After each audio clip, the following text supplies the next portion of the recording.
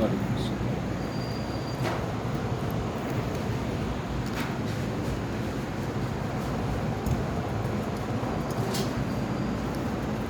اللهم صل على سيدنا مولانا محمد وعلى آل سيدنا ومولانا محمد وبارك وسلم۔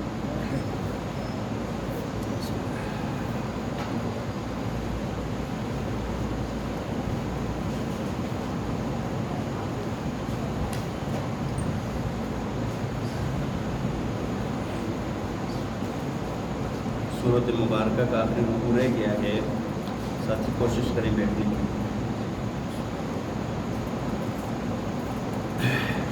رب العالمین، فرمایا کہ یہ قرآن پاک رب العالمین کی طرف سے نازل کیا گیا ہے۔ نزل بہ الروح الامین، فرمایا کہ روح الامین اس کو لے کر اترے ہیں۔ علی قلبک لتکون من المنذرین، فرمایا کہ آپ کے مبارک دل پر تاکہ آپ لوگوں کو ڈرانے والوں میں سے ہو جائیں۔ بلسان عربی مبین، فرمایا کہ عربی زبان کے اندر مبین کھول کر بیان کرنے والا۔ وَإِنَّهُ لَفِي زُبُرِ الْأَوَّلِينَ، فرمایا کہ بے شک یہ قرآن پہلی کتابوں کے اندر بھی اس کا تذکرہ ہے۔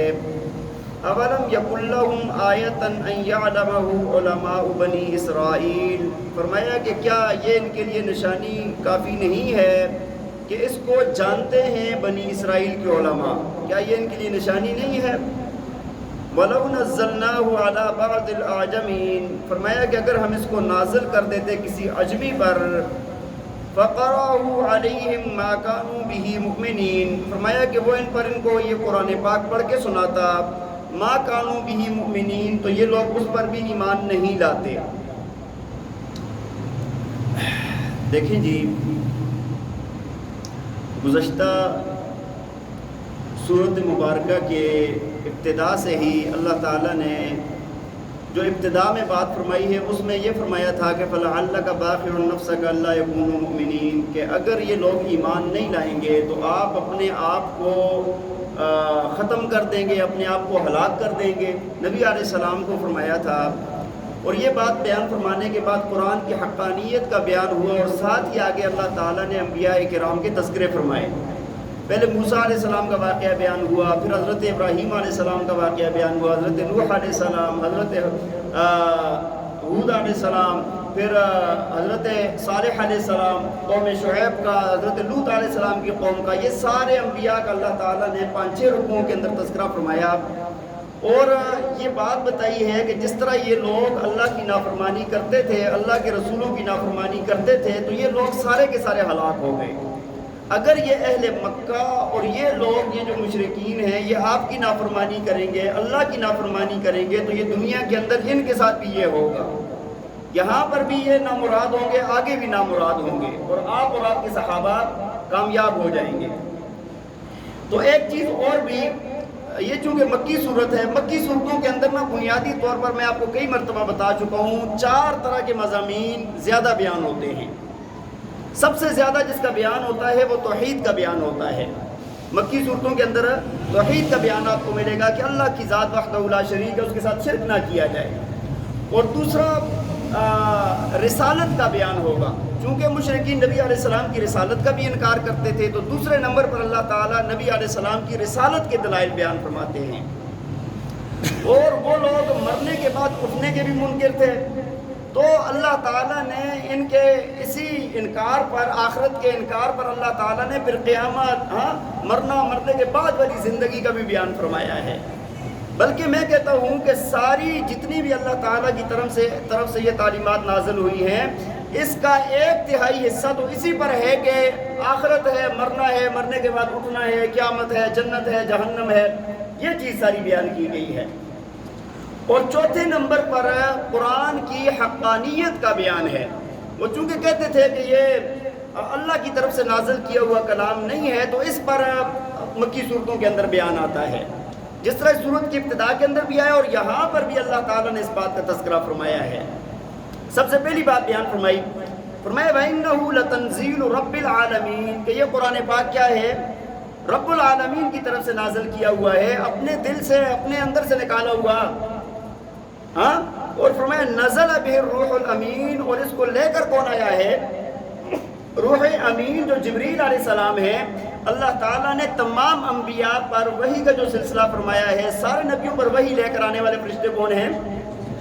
اللہ تعالیٰ نے تمام فرشتوں میں سب سے اونچا مقام حضرت جبریل علیہ السلام کو عطا فرمایا ہے، اور ان کی یہ ڈیوٹی تھی کہ وہ اللہ کا کلام لے کر آتے تھے. اب یہ جو وحی نازل ہوتی تھی نا، یہ جو وحی ہے، وحی کے نزول کے مختلف طریقے ہوتے تھے. جس طرح حدیث شریف کے اندر آتا ہے، نبی علیہ السلام سے جب پوچھا گیا تو آپ نے فرمایا کبھی تو فرشتہ آتا ہے، انسانی شکل میں آ جاتا ہے، اور وہ آ کر اللہ کا قرآن سنا دیتا ہے اور مجھے یاد ہو جاتا ہے. دوسرا یہ ہوتا تھا، فرمایا کہ بعض دفعہ یہ ہوتا ہے کہ ایسے ہوتی ہے جس طرح گھنٹیوں کی آواز ہوتی ہے. اور فرمایا کہ یہ سب سے زیادہ سختی والا ٹائم ہوتا ہے میرے اوپر، یعنی وحی میں سے سب سے زیادہ سختی والی وحی یہ ہوتی ہے. اللہ کے پاک پیغمبر اس کی آواز کو سنتے تھے، باقی کائنات والا کوئی بھی اس آواز کو نہیں سنتا تھا، اور اللہ کے نبی اس کو یاد فرما لیتے تھے. اتنی تکلیف، اتنی شدت ہوتی تھی. فرمایا کہ دسمبر اور جنوری کے مہینے کے اندر بھی، سخت سردی کے اندر بھی نبی علیہ السلام کی مبارک پیشانی سے پسینہ ٹپکا کرتا تھا جب وحی نازل ہوتی تھی. تو یہ اللہ تعالیٰ نے چونکہ قرآن پاک کو نازل فرمایا، اور نازل فرمایا میں نے خود اللہ فرماتے ہیں، اور لے کر کون آیا ہے؟ جبریل علیہ السلام آئے ہیں. اچھا، نبی علیہ السلام کیا کرتے؟ جب وہی نازل ہوتی نا، آپ جلدی جلدی ساتھ پڑھتے تھے کہ مجھے بھول نہ جائے، یاد ہو جائے. اللہ تعالیٰ نے قرآن پاک کے اندر اس کا تذکرہ بھی فرمایا کہ لا تحرک به لسانک لتعجل به. ہاں، آپ زبان کو جلدی جلدی حرکت دیتے ہیں، ساتھ ساتھ پڑھتے ہیں کہ تاکہ یہ مجھے بھولے نہ.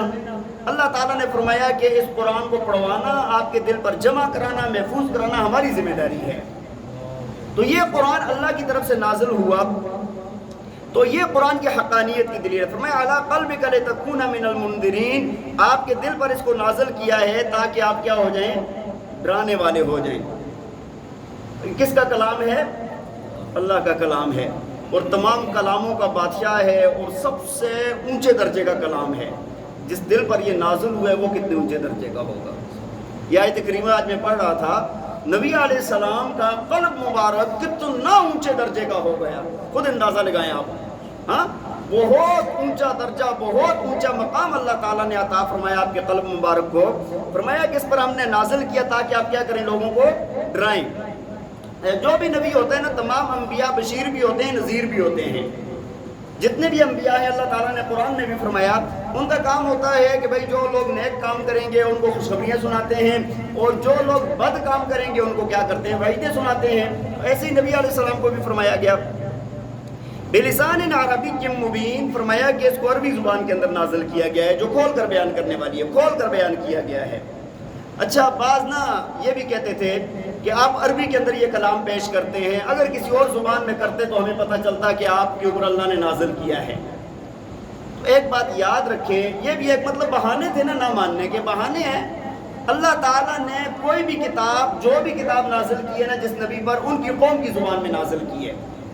کیونکہ انسان اپنی فصاحت، بلاغت اور یہ ساری چیزیں جتنی بھی ہیں نا، اپنی زبان والا بندہ جتنا سمجھتا ہے اتنا کوئی اور.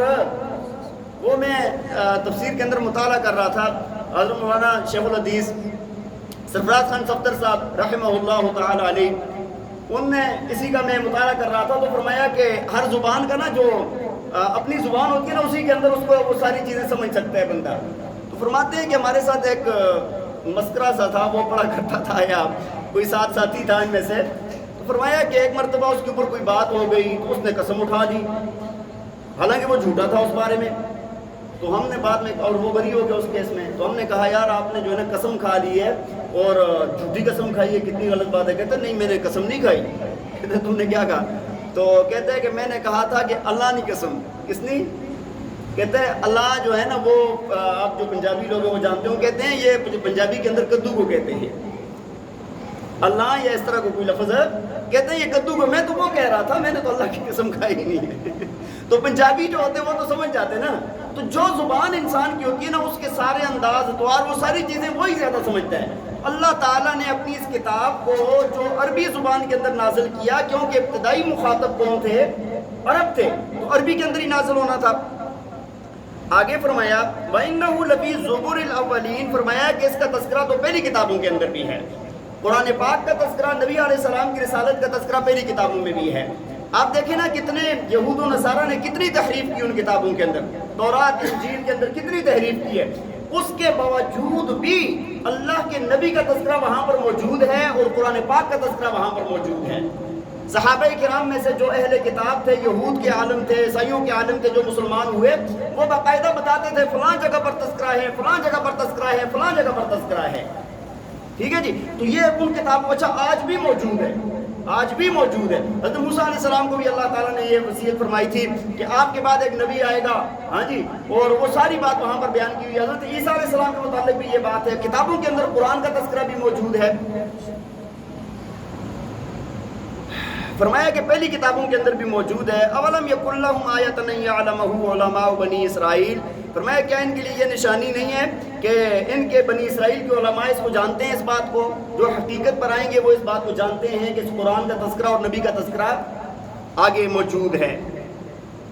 جس طرح ہے نا انجیل کے اندر بھی یہ بات موجود ہے کہ حضرت عیسیٰ علیہ السلام نے اپنی امت کو یہ نصیحت کرتے ہوئے فرمایا تھا کہ تمہارے بعد ایک شخصیت آئیں گی اور ان کے بہت سارے فضائل بیان فرمائے، اور ساتھ یہ فرمایا کہ وہ اتنی بڑی ہوں گی کہ میں نا ان کی جوتیاں اٹھاؤں، اگر میں اس وقت ہوں نا تو میں ان کی کیا کروں، جوتیاں اٹھاؤں۔ اچھا ادھر عیسائیوں نے پتہ ہے کیا گڑبڑ کی ہے، ان سے پوچھیں آپ نا کبھی اس پر اگر بات ہو نا کسی سے آپ پوچھیں، وہ کہتے ہیں ان کے جو پڑھے لکھے لوگ ہیں، اپنے علم اپنے دین کو جانتے ہیں، وہ کہتے ہیں یہاں پر اس سے مراد شیطان ہے۔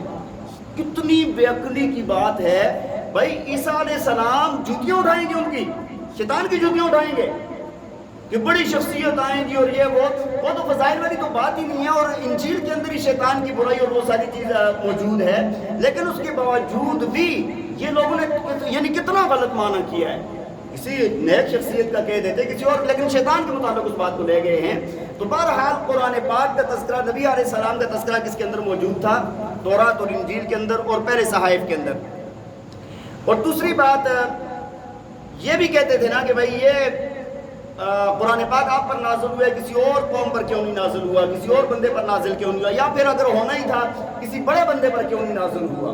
اللہ تعالیٰ نے اس کا بھی فرمایا وَلَوْ نَزَّلْنَاهُ عَلَىٰ بَعْضِ الْأَعْجَمِينَ، فرمایا کہ اگر ہم اس کو کسی اجمی پر نازل کر دیتے، اجمیوں میں سے کسی پر نازل کر دیتے، فَقَرَأُوا عَلَيْهِمْ مَا كَانُوا بِهِ مُؤْمِنِينَ، فرمایا کہ وہ ان کو اس کی آیات پڑھ کر اگر سناتا تو ان لوگوں نے پھر بھی ایمان نہیں لانا تھا۔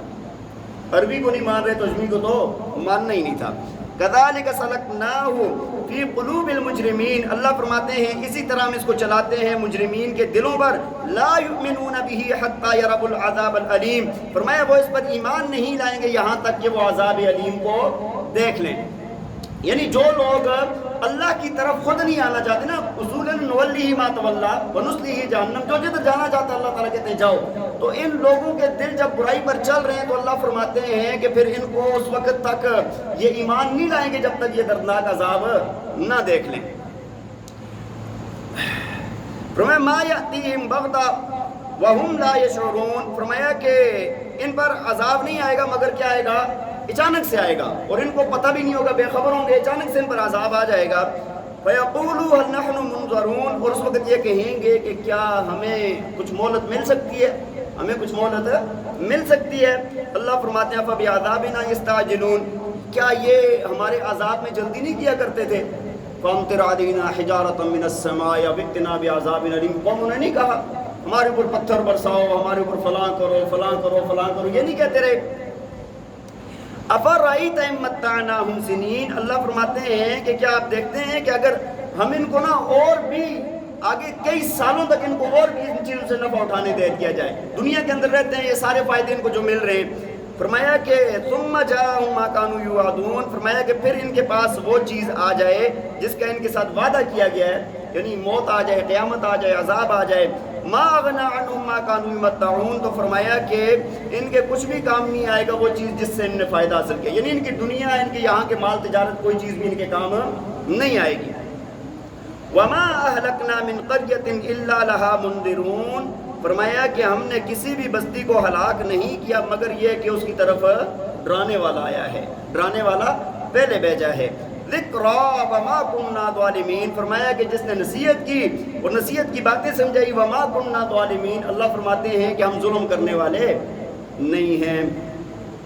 اللہ تعالی ہمیں عمل کرنے کی توفیق عطا فرمائے۔ وآخر دعوانا